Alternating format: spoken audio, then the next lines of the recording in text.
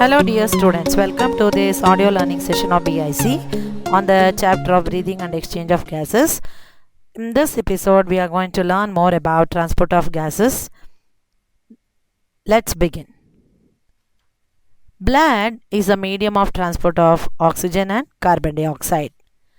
About 97% of oxygen is transported by RBCs in the blood. The remaining 3% of oxygen is carried in dissolved state through the plasma. Nearly 20 to 25% of carbon dioxide is transported by RBCs, whereas 70% of it is carried as a bicarbonate, that is sodium bicarbonate. About 7% of carbon dioxide is carried in a dissolved state through plasma. Now, before we get into the actual concept of transport of oxygen, let's quickly understand about gaseous exchange or gas exchange. Gas exchange occurs between alveoli and blood in the first part, and in the second part circulating blood and the tissue cells. First, let us understand the exchange of gases between alveoli of lungs and blood. Alveoli are the primary sites of gas exchange. Oxygen and carbon dioxide are exchanged by the process of simple diffusion, and this process of diffusion depends upon the factors like pressure, concentration gradient, solubility of gases, thickness of membrane, surface area. Let's now understand regarding pressure concentration gradient, which is understandable by the concept of partial pressures. What is partial pressure? It's a complete pressure exerted by an individual gas in a mixture of gas. Now, because there are two gases here, oxygen and carbon dioxide, we always need to talk with the term as partial pressure. We need to understand some very important numerical values of the partial pressures of oxygen and carbon dioxide, which is measured in mm of mercury. Let's first get the detail about it. In the atmospheric air, partial pressure of oxygen is 159, whereas that of carbon dioxide is 0.3 mm of mercury. As I already told you, the unit of measurement is in mm of mercury. And in the alveoli, partial pressure of oxygen is 104 mm of mercury, and that of carbon dioxide is 40 mm of mercury. And in the deoxygenated blood, partial pressure of oxygen is 40 mm of mercury, while that of carbon dioxide is 45 mm of mercury. In the oxygenated blood, the partial pressure of oxygen is 95 mm of mercury, and that of carbon dioxide is 40 mm of mercury. And in the tissues, partial pressure of oxygen is 40 mm of mercury, and the partial pressure of carbon dioxide is 45 mm of mercury.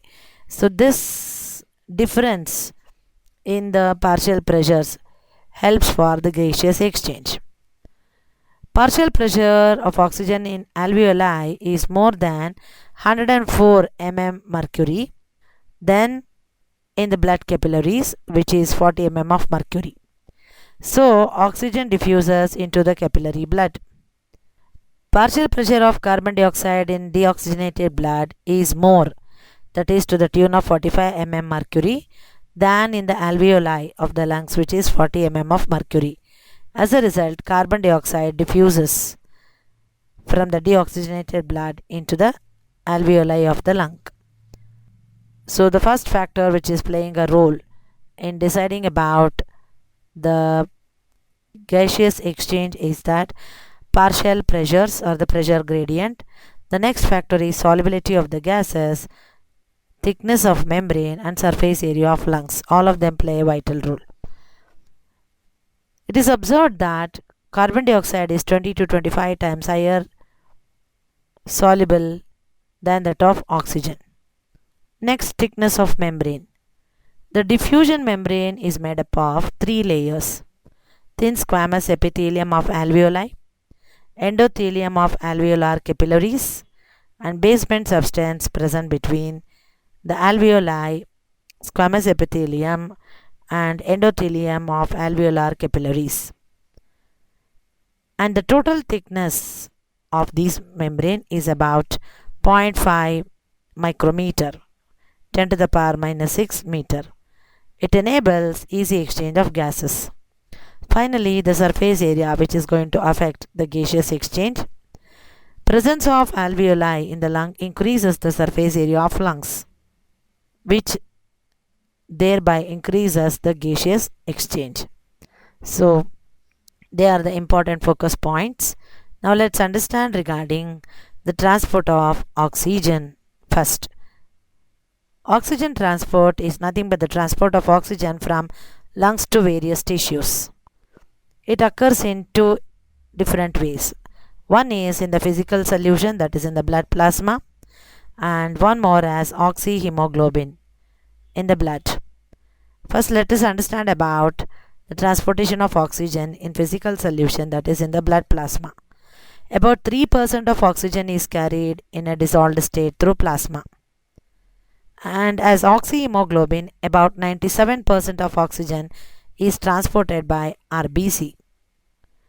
Oxygen binds with hemoglobin, the red colored pigment which carries iron in it is having a lot of affinity towards oxygen. So hemoglobin carries oxygen by binding oxygen onto it to form oxyhemoglobin.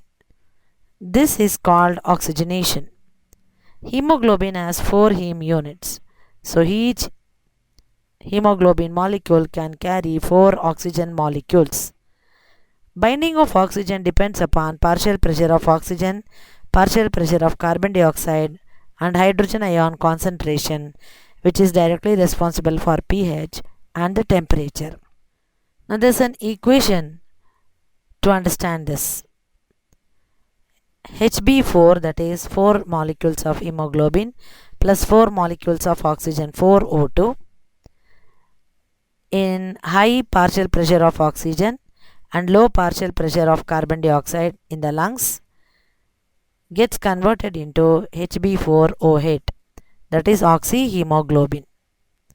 Oxyhemoglobin gives away hemoglobin and oxygen at low partial pressure of oxygen and high partial pressure of carbon dioxide, which is the case in tissues.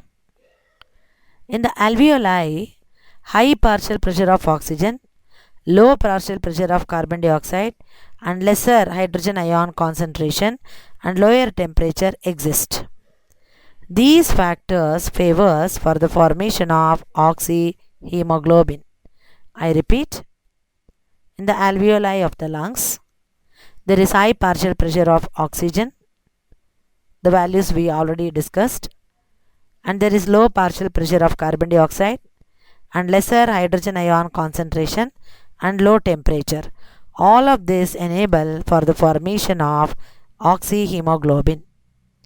In the tissues, low partial pressure of oxygen, high partial pressure of carbon dioxide, and high hydrogen ion concentration and high temperature exists. As a result, the oxyhemoglobin molecule dissociates, releasing oxygen. Every 100 ml of oxygenated blood can deliver around 5 ml of oxygen to the tissues under normal physiological conditions.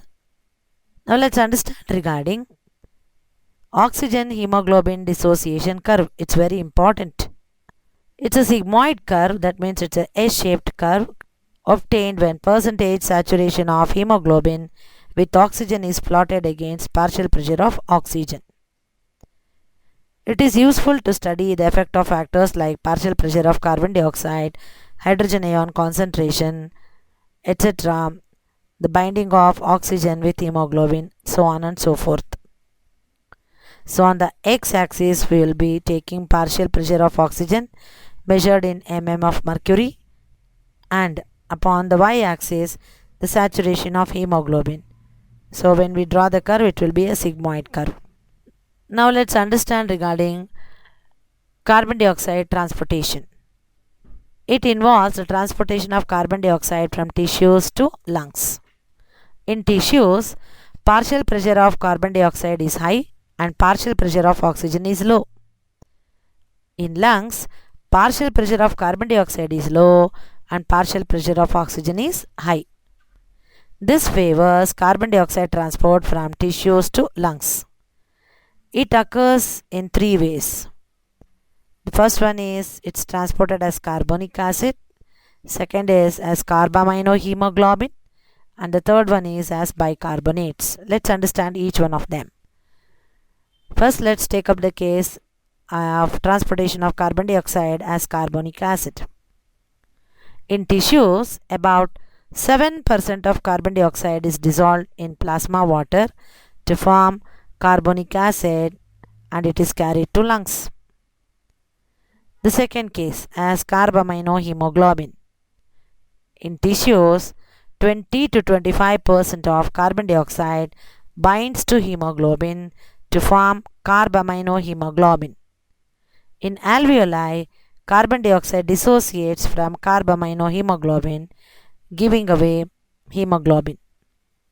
The third type of transportation of carbon dioxide as bicarbonates. About 70% of carbon dioxide is transported by this method. That means enormous quantity of carbon dioxide is getting transported as bicarbonates. Red blood cells or the RBCs and the plasma contain an enzyme called carbonic anhydrase.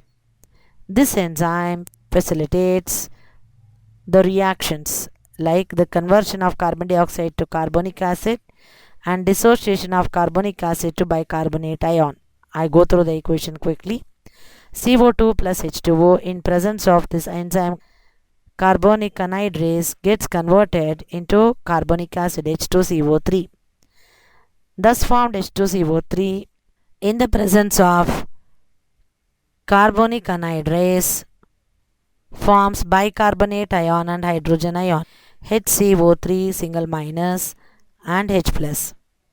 In alveoli, the reaction proceeds in the opposite direction, leading to the formation of carbon dioxide and water.